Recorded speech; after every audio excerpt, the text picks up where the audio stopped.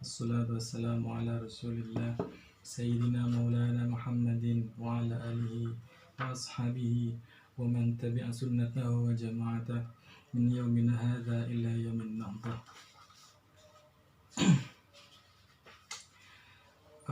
Pada kesempatan kali ini merupakan kajian pertama dari kitab Aqidatul Awam, di mana kitab Aqidatul Awam ini merupakan akidah dasar, akidah tentang membahas tauhid dasar bagi Ahlus Sunnah wal Jamaah. Jadi biasanya kitab Aqidatul Awam ini banyak dikaji di pesantren-pesantren bagi anak-anak atau bagi santri-santri yang baru masuk di pesantren atau baru belajar di pesantren. Intinya kitab Aqidatul Awam ini merupakan kitab dasar untuk memahami apa itu tauhid, apa itu akidah, dan bagaimana pemahaman tentang akidah Islam, khususnya yang berkaitan dengan akidah Ahlus Sunnah wal Jamaah. Pengarang kitab ini yakni bernama Sayyid Ahmad Al-Marzuki Al-Maliki Al-Makki. Kemudian di kitab yang saya pegang ini, kitab Aqidatul Awam ini disyarahi atau diberi penjelasan oleh ulama dari Mekah juga, yakni Sayyid Abuya Muhammad bin Alwi Al-Maliki Al-Makki Al-Hasani. Seperti itu. Baiklah, untuk menyingkat waktu, pembahasan pertama kali ini akan dibahas tentang 4 bait pertama, yakni tentang muqaddimah. Saya bacakan dulu bait-baitnya. Bismillahirrahmanirrahim. Abda'u bismillahirrahmani wa birrahimi daimil ihsani falhamdulillahil qadimil awwali wal akhiril baqi bila tahawuli thumma salatu wassalamu sarmada ala nabiyyi khairi man qad wahada wa alihi wa sahbihi wa man tabi sabila dinil haqqi ghaira mubtadi. Bait yang pertama yakni pembukaan atau muqaddimah. Seperti biasa, muqaddimah yang sudah lumrah, yang sudah maklum kita temukan di kitab-kitab karangan ulama-ulama, ini dibuka dengan basmalah dan juga dibuka dengan hamdalah. Ini sebagaimana ada hadis yang menyatakan bahwasannya kullu amrin dibalin la yubda'u fihi bi bismillahirrahmanirrahim aw la yubda'u fihi bilhamdulillahirabbil alamin fa huwa aqta. Setiap perkara yang mengandung kebaikan yang tidak diawali dengan bismillah atau tidak diawali dengan hamdalah, maka dia akan terputus, yakni terputus dari keberkahan, terputus dari rahmat yang ada di dalam kebaikan itu sendiri. Seperti itu. Untuk syarah pertama atau penjelasan yang pertama, yakni menjelaskan tentang sababu insya'i hadhil mandumah, yakni kenapa bait-bait Aqidatul Awam ini dikarang oleh Sayyid Ahmad Al-Marzuki. Penyebab utama kenapa Sayyid Ahmad Al-Marzuki ini mengarang kitab Aqidatul Awam ini, sebagaimana dinukil oleh para ulama, yakni bahwasanya beliau itu suatu hari bermimpi dalam tidurnya bertemu dengan Nabi Muhammad SAW. Kemudian Nabi Muhammad itu berkata atau bersabda kepada Sayyid Ahmad Al-Marzuki. Nabi Muhammad berkata demikian, Iqra mandumat at-tauhidi allati man hafidhaha dakhalal jannah. Bacalah mandumah atau nadam atau bait-bait yang berisi tentang tauhid, di mana orang yang menghafalnya niscaya dia akan masuk surga. Kemudian Sayyid Ahmad Al-Marzuki heran. Sayyid Ahmad Al-Marzuki tentu terkejut. Bait yang seperti apa ya Rasulullah? Bait yang bagaimana yang harus saya katakan, yang harus saya ucapkan? Kemudian Rasulullah Muhammad SAW mendikte bait-bait tersebut seraya berkata, abda'u bismillahirrahmanirrahim sampai kepada bait wasuhuful khalili wal kalimi fiha kalamul hakamil alimi, seperti itu. Kemudian Sayyid Ahmad Al-Marzuki setelah bangun dari tidurnya tersebut, Sayyid Ahmad Al-Marzuki langsung hafal seketika itu. Langsung hafal apa yang didiktekan oleh Nabi Muhammad SAW ketika berada di dalam mimpinya. Langsung hafal. Ini merupakan karomah dari seorang ulama, karomah dari seorang wali. Bagaimana dia bermimpi bertemu dengan Nabi, kemudian diberikan ilmu seperti itu, ya, disuruh untuk mengajarkan tauhid sebagaimana yang didiktekan oleh Nabi Muhammad SAW. Nah, itu di bait pertengahan. Kemudian para manusia, orang-orang itu kemudian bertanya tentang kelanjutan dari bait-bait itu. Kemudian Sayyid Ahmad Al-Marzuki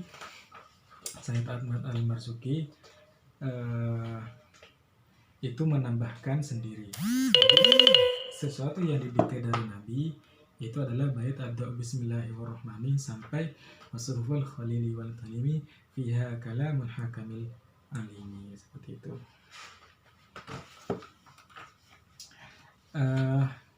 Kemudian bait yang selanjutnya adalah dari wa kullu ma atabihi rasul fa haqqu taslimu wal qabul.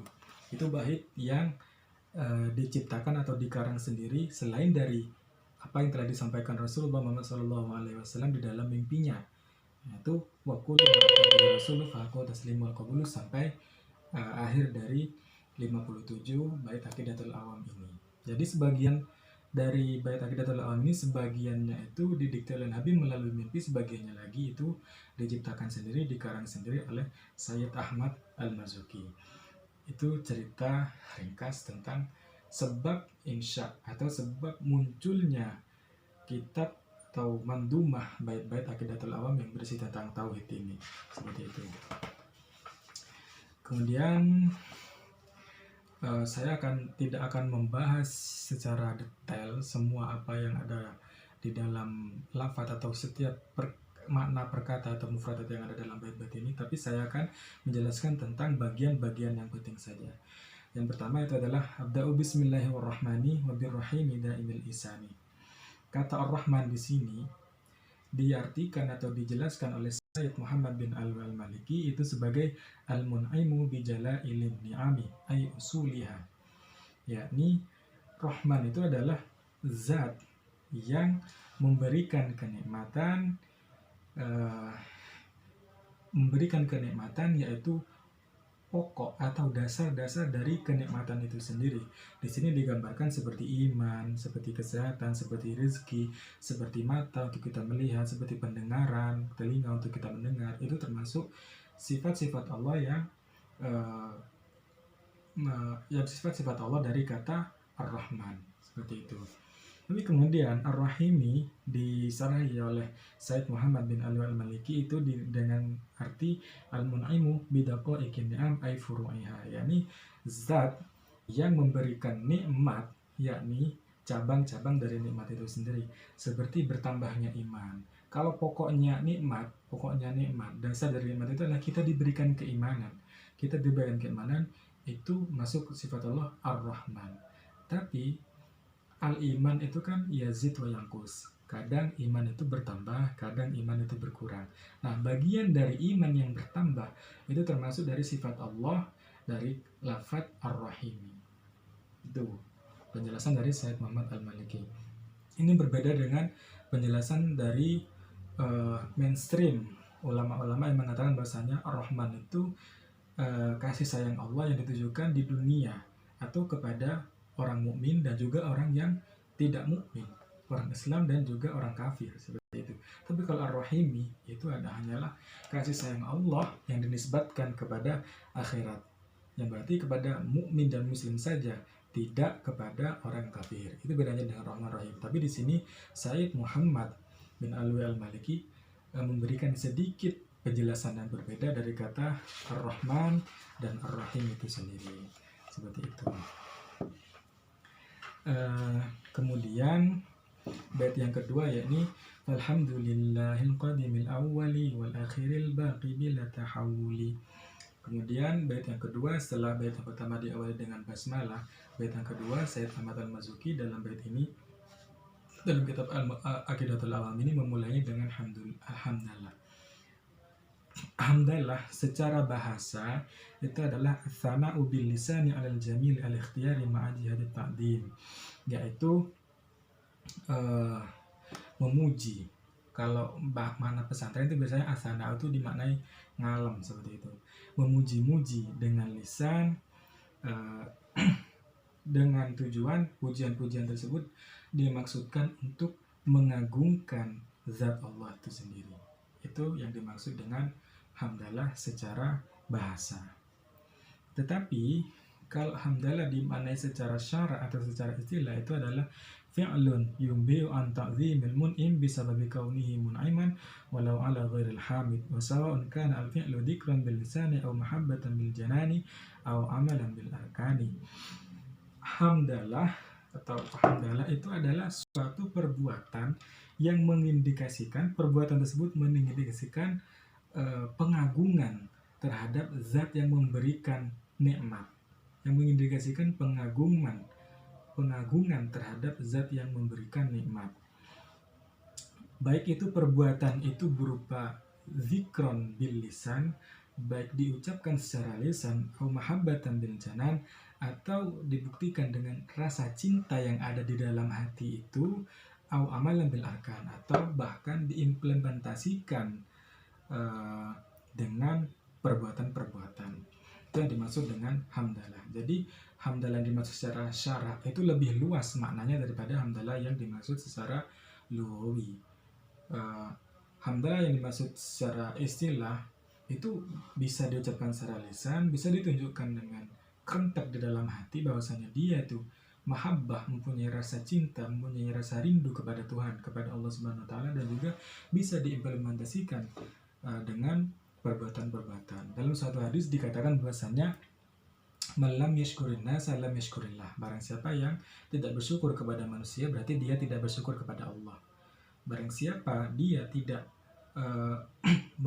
kalau saya membawanya pada hadis ini itu tentang implementasi terhadap hamdalah itu sendiri. Bagaimana kita memuji Allah itu tidak harus dengan lisan, tapi boleh kita dengan perbuatan kita. Itu sudah cukup dengan cara memuji Allah. Misalnya kita ketika diberikan nikmat, langsung kita sedekahkan kepada orang yang membutuhkan, itu termasuk pujian kepada Allah secara perbuatan seperti itu. Dan itu biasanya yang paling afdol biasanya. Kalau kata guru saya itu ada sebuah makalah yang mengatakan lisan gini, bentar saya lupa.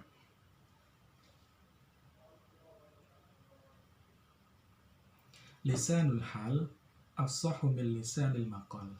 Bahwasanya keadaan atau perbuatan yang kita lakukan itu lebih utama daripada ucapan yang kita katakan dari mulut kita. Itu lebih utama. Biasanya seperti itu. Orang ketika menasihati seseorang, itu semua orang bisa. Melalui ucapan, melalui lisan, itu semua orang bisa. Tapi jarang ada orang yang mencontohkan perbuatan, yang memberikan keteladanan bagi seseorang, itu melalui perbuatannya. Nah, itu sulitnya implementasi dari rasa syukur atau implementasi dari pujian kepada Allah Subhanahu wa taala. Seperti itu. Kemudian bait yang ketiga, Tsumma salatu wassalamu sarmada ala nabiyyi khairi man qad wahada. Dilanjutkan dengan solawat dan juga salam. Salawat itu apa? Secara bahasa itu adalah mendoakan kebaikan. Tapi ketika dimaknai secara istilah, salawat itu adalah ziyadatul in'am al-maqrun bita'zimi wat tabjil. Adalah penambahan kebaikan, penambahan nikmat-nikmat yang dibarengi dengan pengagungan terhadap sesuatu. Dalam konteks ini tentu saja kepada Nabi Muhammad SAW. Waqat warada an Ibnu Abbasin radhiyallahu anhuma, ada sebuah hadis yang diriwayatkan dari Ibnu Abbas radhiyallahu anhuma bahwasanya Ibnu Abbas mengatakan anna sholata minallahi rahmatun, bahwasanya salat atau sholawat dari Allah kepada Nabi Muhammad itu adalah berbentuk rahmat, penambahan rahmat. Wa minal abdi du'aun, dan solawat dari seorang hamba, seorang manusia kepada Nabi Muhammad itu adalah doa. Wa minal malaikati istighfarun, dan solawat yang dimaksud yang datangnya dari malaikat itu adalah berbentuk istighfar, seperti itu. Kemudian penjelasan tentang nabi. Nabi ini di sini ada dua pendapat. Yang pertama itu adalah nabi, yakni seseorang yang diberikan wahyu, diberikan aturan-aturan syara, baik dia itu diperintah untuk menyampaikannya atau wahyu tersebut untuk dirinya sendiri.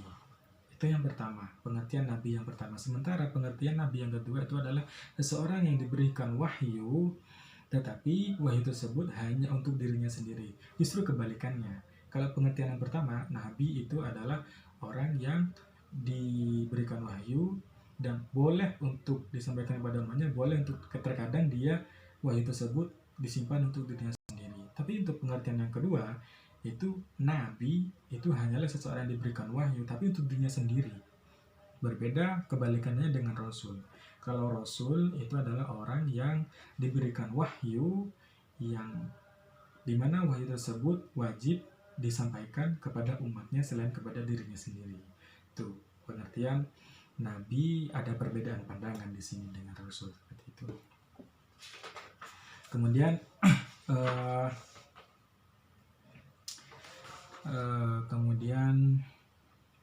bait yang keempat, wa alihi wa sahbihi wa man tabi' wa sabila dinil haqqi ghairu mubtadi. Wa alihi, dan salawat semoga tercurahkan kepada keluarganya Nabi. Siapa yang dimaksud keluarganya Nabi? Yang dimaksud di sini adalah kullu taqiyin, setiap orang-orang yang bertakwa. Di hadis lain dikatakan bahwasanya alu Muhammad atau keluarga Nabi Muhammad itu adalah kullu mu'minin, setiap orang mukmin itu adalah keluarga Nabi Muhammad. Jadi ketika kita bersolawat Allahumma sholli ala sayyidina Muhammad wa ala ali sayyidina Muhammad, itu berarti kita mendoakan kepada Nabi Muhammad, juga mendoakan kepada seluruh umat Nabi Muhammad Sallallahu Alaihi Wasallam. Ini dalam konteks doa, dalam konteks salawat keluarga itu berarti kullu taqiyin atau kullu mu'minin. Tapi kalau dalam konteks zakat, dalam konteks fikih misalnya, yang dimaksud dengan alu Muhammad atau keluarga Muhammad itu adalah Banu Hashim dan Banu Muthalib. Ini karena ada aturan yang membatasi mereka. Kalau dalam mazhab Syafi'i itu Banu Hashim dan Banu Muthalib itu orang yang tidak boleh menerima zakat. Dilarang bagi mereka untuk menerima zakat. Dilarang bagi mereka untuk mengusai zakat. Nah, itu kenapa ada perbedaan definisi di sini. Alu Muhammad, keluarga Nabi Muhammad dalam konteks sholawat atau doa, dan Alu Muhammad, keluarga Nabi Muhammad dalam konteks fikih atau dalam konteks zakat, seperti itu. Kemudian wasahbihi, sohbi. Siapa itu sohbi? Sahabat Nabi. Sohbihi ini adalah merupakan kata plural, lafaz jamak. Kalau dalam bahasa Arab itu jamak dari kata sohib bermakna sahabi, yakni sahabat-sahabatnya Nabi. Siapa itu sahabi atau sahabat-sahabat Nabi? Wa huwa man ijtama'a bihi sallallahu alaihi wasallam ba'da risalati mu'minan wa mata ala imani. Yani orang yang pernah bertemu dengan Nabi, pernah berkumpul dengan Nabi, dia dalam keadaan iman setelah turunnya risalah kenabian, dan dia matinya dalam keadaan iman juga, dalam keadaan mukmin, seperti itu. Itu yang dimaksud dengan para sahabat Nabi, syarat-syaratnya sahabat Nabi. Jadi ketika ada orang yang beriman dalam konteks setelah turunnya risalah kenabian, tapi kalau matinya dia tidak beriman, itu tidak termasuk sahabat. Begitu juga ketika dia pernah bertemu dengan Nabi tapi wafat sebelum turunnya risalah kenabian, maka dia juga tidak bisa dikategorikan sahabat. Ini sahabat itu adalah orang yang pernah berkumpul bertemu dengan Nabi setelah risalah kenabian, dan dia juga dalam posisi beriman sampai dia mati dalam keadaan mukmin, wafat dalam keadaan mukmin. Itulah yang maksud sahabat. Kemudian yang terakhir, penjelasan terakhir itu adalah ghairu mubtadi. Mubtadi itu adalah orang yang keluar dari kebenaran, orang-orang yang melakukan bid'ah. Sahabat-sahabat ini tidak benar melakukan bid'ah. Bid'ah di sini itu apa? Secara bahasa itu maka namukhtari'an ala ghairi mithalin sabiq, yakni sesuatu yang tidak pernah ada contoh sebelumnya. Sesuatu yang dilakukan yang tidak pernah dicontohkan sebelumnya. Itu adalah bid'ah secara bahasa. Tetapi secara istilah itu adalah ma uhditsa ala khilafi amri syari. Sesuatu yang dikerjakan yang menyelisihi perkara atau perintah syariat. Itu yang dimaksud dengan bid'ah secara istilah. Jadi bid'ah di sini tuh kalau mungkin nanti pembahasan lebih mendalamnya mungkin agak panjang ya. Tapi saya akan menjelaskan sedikit bahwasanya bid'ah di sini yang dimaksud bid'ah di sini adalah sesuatu yang tidak pernah ada tuntutannya baik dari Al-Quran maupun Al-Hadis, tidak pernah ada tuntutannya, tidak pernah ada sumbernya dari Al-Quran dan Hadis, nah itu baru disebut bid'ah. Tetapi kalau sesuatu itu masih disandarkan kepada hadis, misalnya kalau saya katakan misalnya salaman setelah sholat fardu, sholat maktubah di masjid, para jamaah itu kan salaman kanan kiri biasanya. Nah itu kalau seperti itu belum bisa dikategorikan bid'ah. Kenapa demikian? Karena salaman, orang yang bersalaman itu masih diisnadkan kepada sebuah hadis Nabi SAW yang mengatakan bahwasanya siapa orang yang bertemu kemudian bersalaman, maka dosa-dosanya akan terontok dari sela-sela jari mereka sebelum mereka berpisah, seperti itu. Jadi ada sebuah hadis yang bersifat global yang diamalkan dalam konteks tertentu itu masih belum dikategorikan bid'ah karena masih ada sandarannya dari apa yang dikatakan oleh Nabi Muhammad SAW. Baru ketika sesuatu tersebut itu tidak pernah ditemukan sandarannya di dalam Al-Quran, tidak pernah ditemukan sandarannya di dalam hadis, itu baru masuk dalam kategori bid'ah yang dimaksud di sini. Kullu muhdatsatin bid'ah, wa kullu bid'atin dhalalah, wa kullu dhalalatin finnar. Itu yang dimaksud dengan bid'ah. Nanti pembahasan bid'ah ini mungkin bisa lebih mendalam di pembahasan lain, di pembahasan hadis biasanya. Itu biasanya lebih mendalam. Mungkin itu yang dapat saya jelaskan dari muqaddimah kitab Aqidatul Awam ini. Kurang lebihnya mohon maaf. Untuk bait selanjutnya insya Allah nanti akan kita bahas di kesempatan selanjutnya. Wallahul muwaffiq ila aqwamit thoriq. Wassalamualaikum warahmatullahi wabarakatuh.